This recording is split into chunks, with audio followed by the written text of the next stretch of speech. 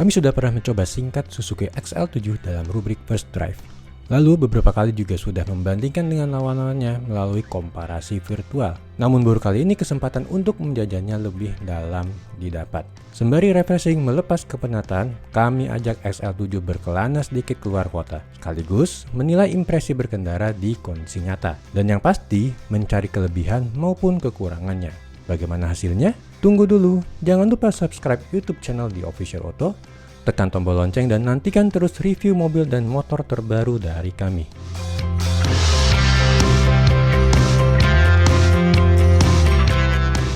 Sekarang, Suzuki punya jagoan di segmen low SUV 7-seater. Pangsa yang dihuni ras, Terios, BR-V, dan Expander Cross harusnya cukup gerah akibat kedatangan XL7. Formulasinya sama seperti low MPV yang berubah jadi low SUV. Semua jadi berwujud gagah, hasil merombak Avanza Xenia, Mobilio, Expander, dan R3. Berarti XL7 membawa segala kelebihan yang juga ada di R3. Itu saja sudah sebuah nilai plus bagi XL7. Suzuki malah mengklaim XL7 adalah mobil yang berbeda dari R3. Walau banyak juga kesamaannya. Secara keseluruhan, ada 211 komponen baru yang sengaja dibedakan. Dari luar mudah saja terlihat diferensiasinya. Namun komponen lain mungkin saja tidak akan terasa signifikan. Uniknya saja jajal ini adalah varian tertinggi Alfa bertransmisi otomatis, seharga Rp267 juta. Penilaian awal, value-nya sudah sangat bagus. Dibanding lawan sesama tipe teratas, dia yang paling murah, tapi urutan kedua. Di bawahnya ada Daihatsu Terios Custom Matic seharga Rp266,5 juta. Selain itu, selebihnya lebih mahal semua. Misalnya saja Toyota Rush TRD Matic dibanderol Rp276,6 juta, Honda BR-V Prestige Rp291,3 juta, dan paling mahal adalah Mitsubishi Expander Cross Premium Package Matic sebesar Rp292,7 juta.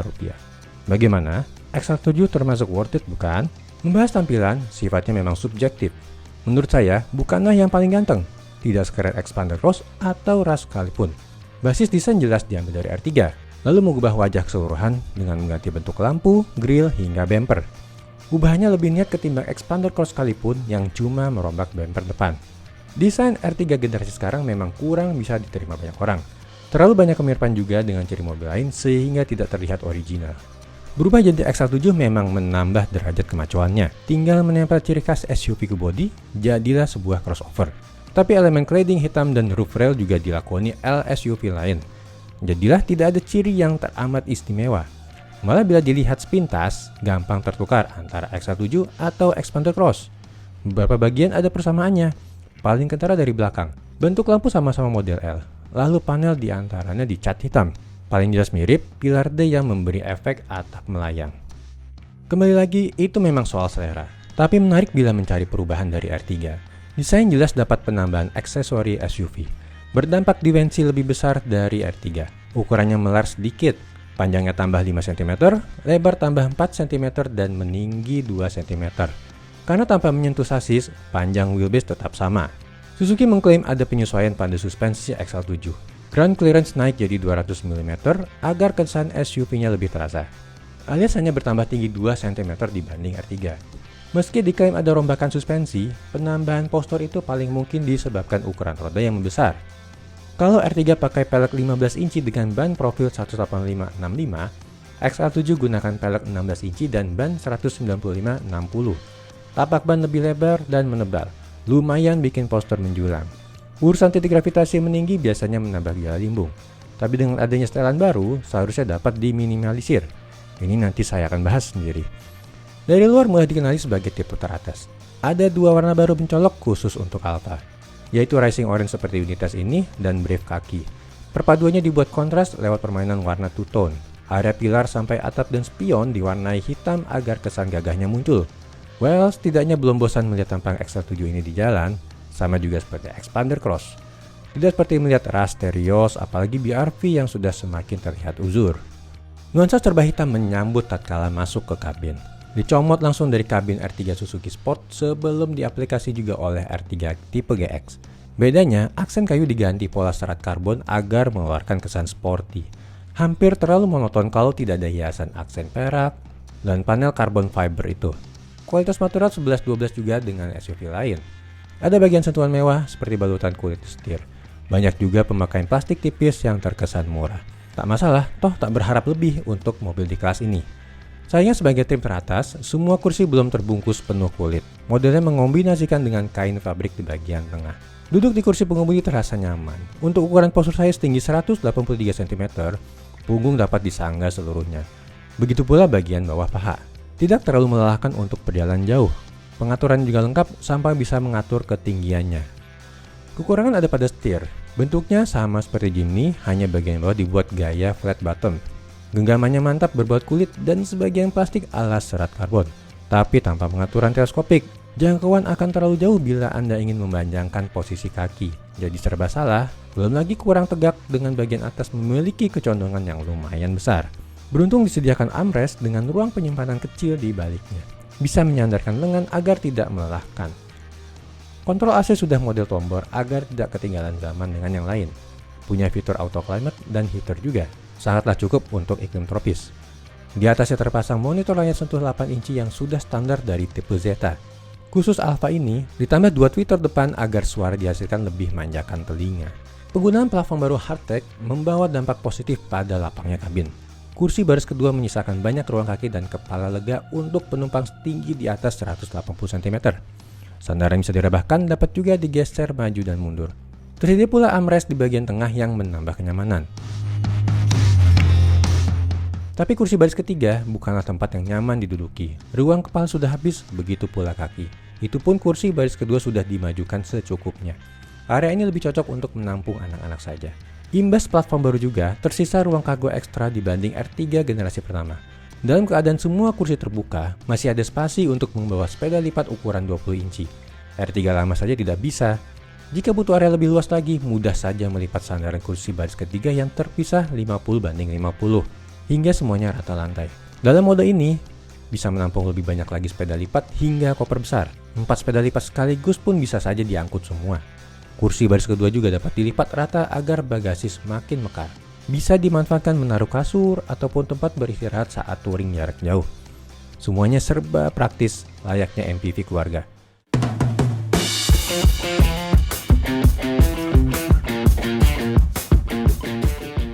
Dalam pertarungan low SUV, harga SL7 termasuk yang paling kompetitif. Suzuki Indomobil Sales berani mematoknya beririsan dengan R3. Berarti fiturnya mudah dipastikan hampir serupa dengan R3 tipe tertinggi juga. Kalau hanya itu, tentu tidak ada sesuatu yang spesial dari sebuah SL7.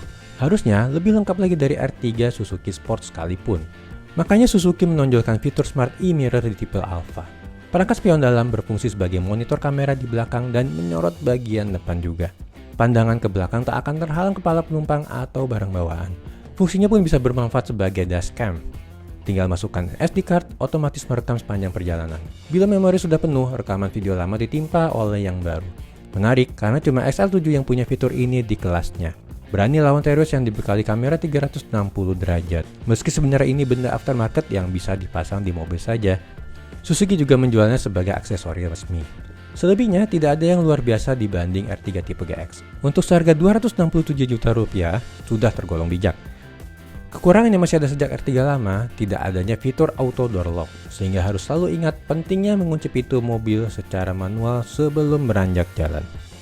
Head unit monitor 8 inci adalah yang terbesar di kelasnya bersama BRV Prestige. Interface enak dilihat dan mudah diakses. Banyak juga fungsi maupun koneksinya. Mau mirroring ke smartphone juga bisa. Perlu download dulu aplikasi Easy Connection, dan juga butuh sambungan USB atau Wi-Fi agar kedua display terhubung. Saya suka ventilated cup holder di konsol tengah. Bagi penyuka minuman dingin, sangatlah menolong. Di tiap baris juga tersedia power outlet untuk mengisi daya smartphone. Namun bukan berbentuk USB, jadi Anda butuh memasangkan lagi USB charger. Itu saja, selebihnya sama seperti fitur R3 Sport. Peranti keselamatan dan keamanan standar seperti juga yang lain. Masih kalah dari Toyota Rush dalam jumlah airbag. Rush tersebar di 6 titik, XL7 cukup 2 di depan saja. Sistem keselamatan aktif juga lengkap, mulai dari ABS, EBD, Electronic Stability Program, dan Hill Hold Control. Kendali mobil akan selalu terjaga dari selip dan merosot di tanjakan. Mesin K15B yang juga dipakai R3 dan Jimny terasa menonjol. Output dihasilkan sebenarnya biasa saja, cenderung terdengar kecil. Total tenaga dihasilkan cuma 104,7 PS di putaran 6000 rpm dan torsi maksimum 138 Nm di 4400 rpm. Lebih kecil dari expander cross dengan tenaga 105 PS dan 141 Nm, kalah jauh dibandingkan juga dengan BRV yang tertinggi di kelasnya dengan 120 PS dan 145 Nm. Bukan berarti pantas diremehkan. Faktanya berbanding terbalik dari data di atas kertas. Di luar dugaan, mesin ini menyenangkan. Torque band berkumpul di putaran mesin menengah, sehingga tak perlu kickdown ke putaran atas untuk berakselerasi lebih cepat. Hanya saja, tenaga mulai loyo ketika menuju 5000 rpm. Beda dengan expander cross yang kuat di putaran atas. Tak masalah, untuk ukuran mesin 1500 cc tidaklah tergolong lemot. Akselerasi menuju 150 km/jam masih tergolong padat. Sangat tak cukup, toh bukan mobil untuk kebut-kebutan juga. Terasa nikmat juga saat diajak cruising santai di sepanjang tol Cipali. Seandainya saja ada cruise control, pastinya makin enak lagi. Putaran dapat terjaga di rentang ekonomis via rasio gear halus dari transmisi otomatis konvensional 4 percepatan. Rentang antar percepatannya cenderung lebar. Beruntung, torsi terasa hidup sejak di bawah 3000 rpm. Usaha menyusul kendaraan pun kian mudah, tanpa perlu mematikan overdrive maupun berpindah ke D3 atau gear L. Hasil pengujian efisiensi bahan bakar juga mengejutkan. Berdasar perhitungan multi-information display, rute dalam kota dengan kondisi banyak menemui kemacetan didapat 11,2 km per liter. Ketika diajak melaju stabil 100 km per jam di tol, rata-rata tercatat 18,8 km per liter. Kondisi kombinasi sanggup 15,5 km per liter. Pakai metode full to full pasti ada friksi, biasanya dikurangi 2-3 km per liter dari hasil MAD. Hasilnya tetap saja masih dalam level ekonomis. Matic 4 percepatannya memang sudah teknologi lama, masih konservatif dengan metode torque converter. Namun tetap jadi pertimbangan terbaik untuk segmen low MPV dan low SUV. Tetap relevan dipakai EconoBox harian yang tak butuh sensasi berlebih. Bandel dan mudah perawatannya, itulah yang paling penting. Gearbox otomatis XL7 masuk dalam taraf nyaman tanpa hentakan yang mengganggu. Responnya juga tergolong cepat dengan kickdown yang tak terlampau lamban. Suzuki mengklaim 211 komponen berbeda dari R3, termasuk setelan suspensi baru untuk menyiasati ground clearance meninggi. Tak diketahui pasti apa saja yang berubah, tapi terasa sama saja. Nyaman itu sudah pasti. Bantingan dan redabannya salah satu yang terbaik di kelas low MPV ataupun low SUV. Harus diakui, expander cross memang lebih enak, walau dalam selisih yang sedikit saja. Berselancar di jalan tol juga bikin suasana rileks. Tidak ada gejala memantul-mantul saat bertemu jalanan yang tak rata. Tetap stabil hingga kecepatan tinggi. Body roll akibat titik gravitasi tinggi tidaklah parah. Yang disorotan adalah kebisingan ban standar bawaan pabrik. Setelah dicek, merek ban itu memang jenis Eco Tire yang terkenal berisik. Padahal, kekedapan kabin yang lain juga termasuk bagus. Sekadar saran saja nih, segera ganti ban itu dengan yang lebih senyap bila ingin lebih nyaman lagi. Lalu kekurangan lain putaran setir yang terlalu ringan. Feedback minim terhadap permukaan jalan, lumayan mengendurkan kepercayaan diri saat melaju kecepatan tinggi. Minimnya rasa akibat penggunaan power steering elektrik itu memang lumrah terjadi. Bahkan bobotnya juga lebih ringan dari R3 generasi pertama. Jadi hati-hati saja, jangan terlalu kencang membawa mobil ini.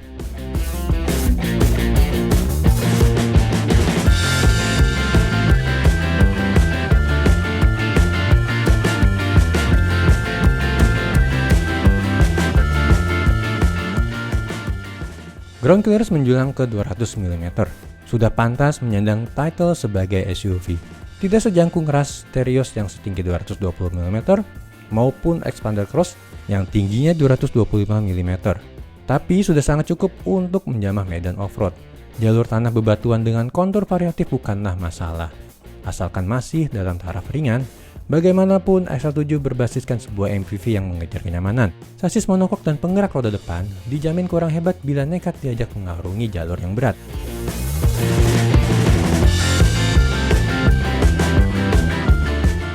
Membawa kembali nama XL7 tentu bukanlah hal yang mudah. Versi original dulu ialah SUV 4x2 sejati.